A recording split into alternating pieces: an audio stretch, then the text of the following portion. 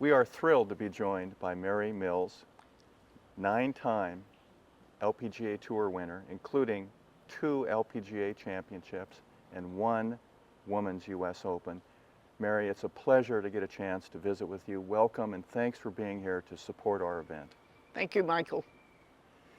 Mary, can you tell us a little bit about how women's competitive golf has changed from when you were succeeding, winning all your championships, and how it is now when you see these young women competing on the Epson Tour?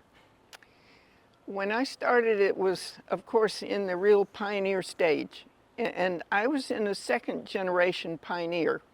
The Patty Bergs, the Babe Zaharias, they were in the 50s. And so I was Rookie of the Year in 1962.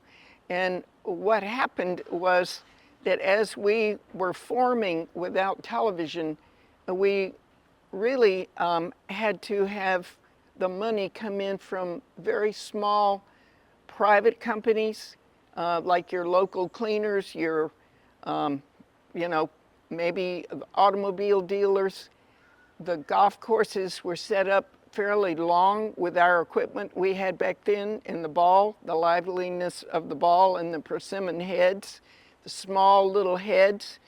But it was a shot maker's game back then. Mm-hmm. You could work the ball right and left at will and rely on your ball striking to do a lot of the scoring. Mm-hmm. Today it's a big power game. The launch of the ball is much higher, and I was totally shocked about 3 years ago. I was in my home state of Mississippi, and they had the women's amateur at Old Waverly. And to see these kids, who are mostly high school, hit the ball 260 to 280 and take their irons and hit it like the men used to way back, I would say, in the 50s and 60s. Mm-hmm. It's just a different game. And so much more competition. We were begging people to play just to make the field, and today you've got qualifying. It's just much more competitive.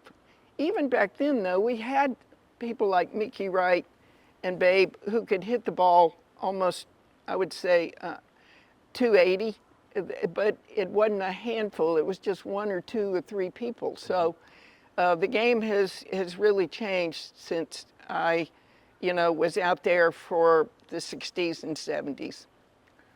Well, thanks to you for all your support and energy building the game of women's golf to get us to where we are today, able to host this amazing event May 26th through 28th, where we've got 132 of the world's best young up-and-coming golfers on the road to the LPGA Tour. So Mary, it's great to talk to you. Thanks for joining us. Thank you very much.